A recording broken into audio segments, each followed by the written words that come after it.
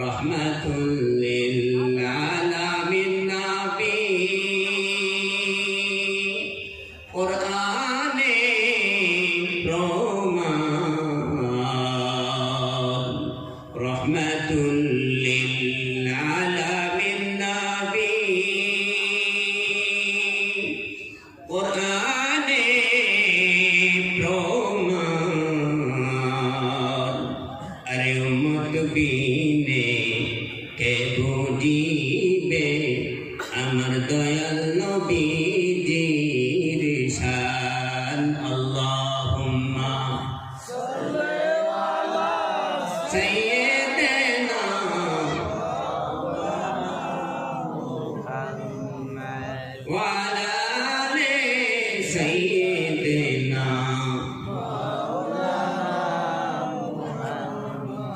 মোহতারাম হাজিরিন, আমি আপনাদের সম্মুখে পবিত্র কোরআন শরীফের কিছু আয়াত তেলাওয়াত করেছি এবং কি মুহাম্মদ সাল্লাল্লাহু আলাইহি সাল্লামের একটি হাদিস আমি তেলাওয়াত করেছি।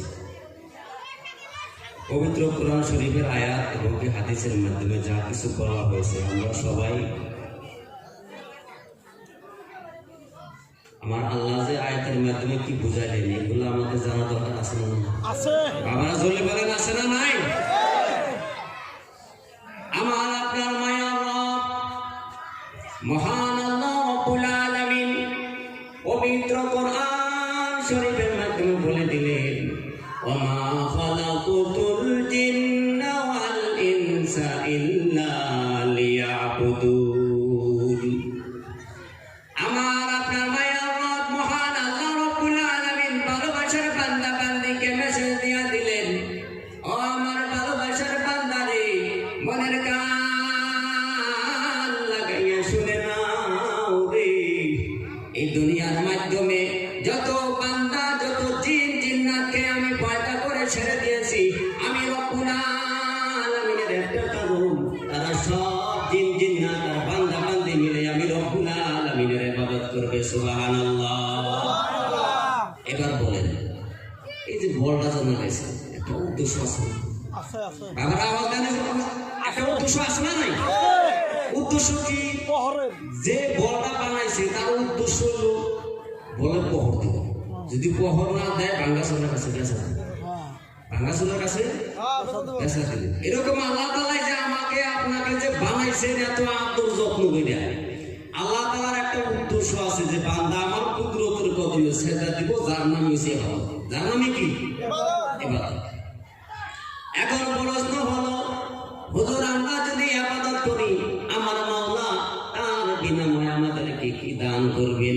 এই বিষয়ে আমার আপনার মায়ার রব মহান আল্লাহ রাব্বুল আলামিন পবিত্র কোরআন শরীফের মাধ্যমে বলে দিলেন ফাদখুলি ফি ইবাদি ওয়াদখুলি জান্নাতি। ও আমার ভালোবাসার বান্দারে, ও আমার ভালোবাসার বান্দিরে, মনের কান লাগাইয়া শুনে নাও রে, আমি রব্বুল আলামিন পাকা ওয়াদা দিলাম যদি আমি রব্বুল আলামিনকে রাজি ও খুশি করার জন্য 5 বেলার নামাজকে তোমরা আদায় করতে পারো, 5 বেলার নামাজকে পড়তে পারো, আমি রব্বুল আলামিন পাকা ওয়াদা দিলাম এই ইবাদতের বিনিময়, এই নামাজের বিনিময় আমি রব্বুল আলামিন তোমাদেরকে সুন্দর একটা জান্নাত দান করব। সুবহানাল্লাহ। নারে তাকবীর। এখন বাবারা বলুন আসলে তো নামাজের দরকার আছে না নাই? আছে। আওয়াজে বলেন আছে না নাই? আছে।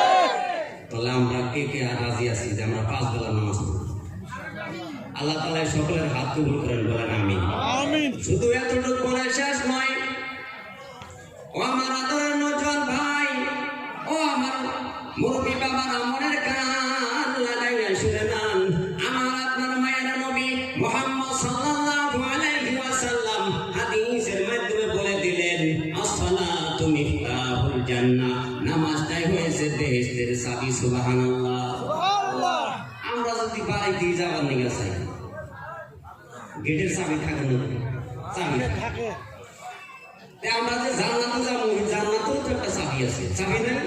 সেই চাবিটাই হলো নামাজ। তাহলে নামাজের দরকার আছে না নাই? এখানে কে কে আছেন যে হুজুর হারা রাত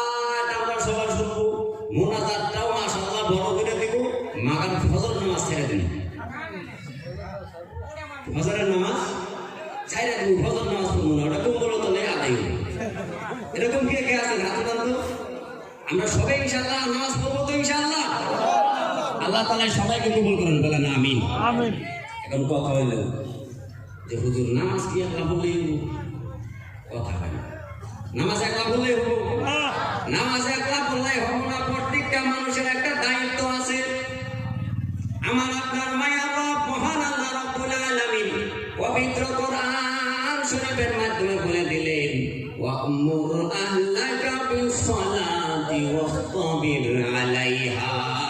ও মুমিন বান্দারে মনের কান লাগাইয়া শুনে নাও, তুমি একলা নামাজ পড়লেই হবে না, হবে না। তুমি তোমার ছেলে সন্তান আহলে আয়াতদেরকে, তোমার ভাই বোনদেরকে নামাজের আদেশ দাও, নামাজের আদেশ দাও। ওয়াসতাবির আলাইহা, তুমি নিজে নামাজের আদেশ দিয়া তুমি কম্বলের তলে ঘুমাইলে হবে না। তুমি নিজেও পড়া লাগবে, তুমি নিজেও পড়া লাগবে। দ্বিতীয় নাম্বার আয়াতের মাধ্যমে আমার আপনার মায়া রব মহান আল্লাহ রাব্বুল আলামিন বলে দিলেন, কো আনফুসাকুম ওয়া আহলিকুম নার। তুমি নিজেকে জাহান্নামের আগুনের থেকে বাঁচাও, নিজেকে ওয়া আহলিকুম নার, আর তোমার আহলে আয়াতদেরকে জাহান্নামের আগুনের থেকে বাঁচাও। বলে হুজুর জাহান্নামের আগুনের থেকে নিজেকে আর নিজের পরিবারকে কেমন করে বাঁচাবো? বলে 5 বেলার নামাজ যদি পড়তে পারো, আমার মাওলাকে রাজি ও খুশি করার জন্য 5 বেলার নামাজ যদি তুমি কায়েম করতে পারো রে যুবক, আমার মাওলা তোমার উপরে রাজি ও খুশি হইয়া সুন্দর একটা জান্নাতের ফয়সালা করে দিবেন। সুবহানাল্লাহ।